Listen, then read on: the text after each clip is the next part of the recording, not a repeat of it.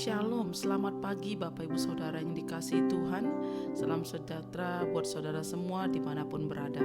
Saya mengajak Bapak Ibu Saudara untuk bersaat teduh dan berdoa dalam renungan penuntun kehidupan setiap hari. Kiranya damai sejahtera dan sukacita oleh Roh Kudus senantiasa melimpah dalam hati dan kehidupan kita semua. Amin. Tema firman Tuhan pada pagi hari ini adalah mencari Tuhan dengan sungguh. Ayat bacaan kita terambil dari Mazmur 145 ayat yang pertama sampai ayat yang ke-21. Tuhan dekat pada setiap orang yang berseru kepadanya, pada setiap orang yang berseru kepadanya dalam kesetiaan. Mazmur 145 ayat 18. Saudara, Mazmur Daud ini menyatakan kepada kita bahwa dekat dengan Tuhan itu adalah suatu hal yang mutlak yang harus bagi setiap anak-anak Tuhan yang percaya kepadanya. Karena kalau kita dekat dengan Tuhan, maka kita percaya hidup kita dituntun, hidup kita disertai, hidup kita ada dalam perlindungannya setiap hari. Banyak orang Kristen berpikir bahwa hadirat Tuhan itu ada ketika sedang melakukan ibadah di gereja saja atau di persekutuan doa saja. Di luar jam-jam itu tidak ada hadirat Tuhan. Ini salah besar. Hadirat Tuhan tidak dibatasi oleh ruang dan waktu. Kapan saja dan di mana saja kita bisa mengundang atau menghadirkan hadiratnya dalam kehidupan kita. Kita sendirilah yang membuat batasan-batasan itu. Kita membatasi kerja Tuhan dengan akal pikiran kita yang terbatas. Kita membatasi kuasa Tuhan sehingga kita tidak mengalami hadirat Tuhan.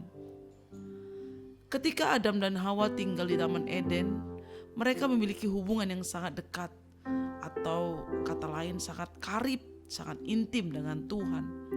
Namun kemudian manusia membuat batasan sehingga mereka tidak lagi bisa menikmati hadirat Tuhan seperti sedia kala. Karena ketidaktaatan manusia itu sendiri. Saudara, di dalam Kisah Para Rasul 17 ayat 26 sampai 28 dikatakan, dari satu orang saja ia telah menjadikan semua bangsa dan umat manusia untuk mendiami seluruh muka bumi, dan ia telah menentukan musim-musim bagi mereka dan batas-batas kediaman mereka, supaya mereka mencari Dia dan mudah-mudahan menjamah dan menemukan Dia, walaupun ia tidak jauh dari kita masing-masing. Sebab di dalam Dia kita hidup, kita bergerak, kita ada, seperti yang telah juga dikatakan oleh pujangga-pujanggamu.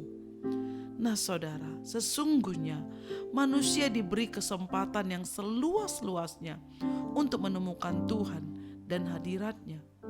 Karena jalan itu sudah dibuka oleh Kristus melalui pengorbanannya di kayu salib.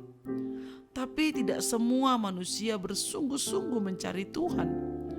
Banyak orang tak lagi mengalami dan dapat merasakan hadirat Tuhan karena mereka tidak sepenuh hati mencari Tuhan.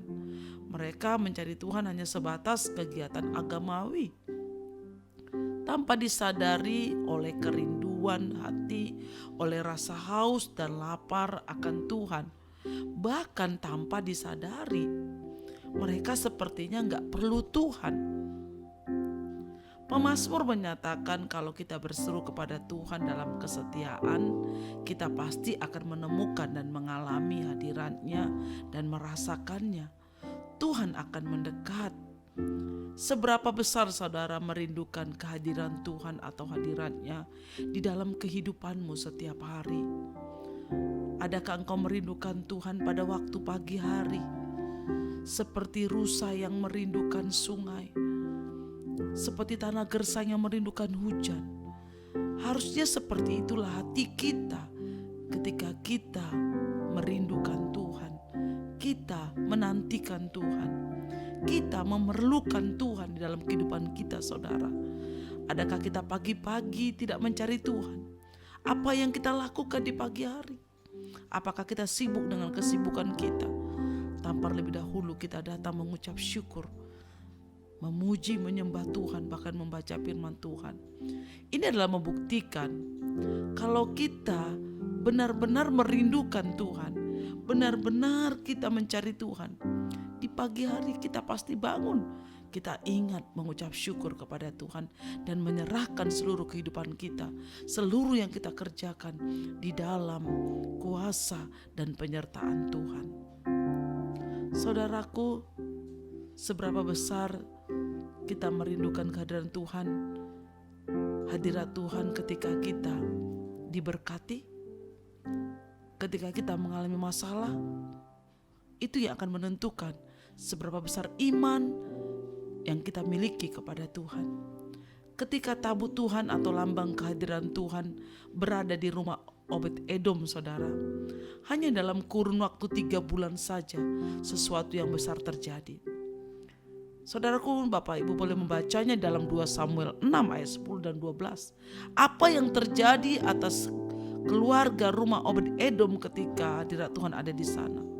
Ini menunjukkan bahwa keluarga Obed-Edom sangat menghargai kehadiran Tuhan atau hadiratnya atau tabut Tuhan yang ada di rumahnya.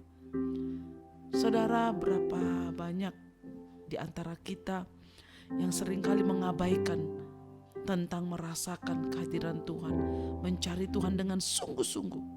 Saudara, kita ingat Nabi Elia. Dia orang yang biasa sama dengan kita. Tapi kalau kita lihat di Alkitab dikatakan bahwa Elia dengan sungguh-sungguh berdoa mencari Tuhan, maka Tuhan mendengarkan doanya. Saudara, begitu juga dengan kita sama di hadapan Tuhan. Yang membedakannya adalah apakah kita sungguh-sungguh atau kita hanya sekedar, atau kita hanya seperlunya. Karena kita orang Kristen, kita beribadah, kita berdoa. Tapi kalau sungguh-sungguh kita mencari Tuhan karena kita perlu dan mengasihi Tuhan, maka Tuhan akan datang menghampiri dan menyatakan pribadinya dalam kehidupan kita. Kita pasti mengalami hadirat Tuhan bila kita sungguh-sungguh mencari Dia. Amin. Mari kita berdoa. Bapa di surga, kami mengucap syukur buat firman pagi hari ini. Kami percaya Tuhan bahwa Engkau selalu hadir di saat kami mencari dan berseru kepadamu. Biarlah pagi hari ini Engkau hadir dalam kehidupan kami, menuntun menyertai kami sepanjang hari dan sepanjang hidup kami. Terima kasih Tuhan Yesus. Segala pujian hormat kami hanya bagi Engkau sekarang dan selamanya. Dalam nama Tuhan Yesus kami berdoa. Haleluya. Amin. Kiranya berkat yang sempurna dari Allah Bapa kita, kasih karunia dari Tuhan Yesus Kristus, dan persekutuan dengan Roh Kudus menyertai kita dari sekarang ini sampai selama-lamanya. Amin. Maju terus dalam tuntunan Tuhan, saudaraku. Tetap semangat. Sampai jumpa esok hari di penuntun kehidupan setiap hari. Tuhan Yesus memberkati.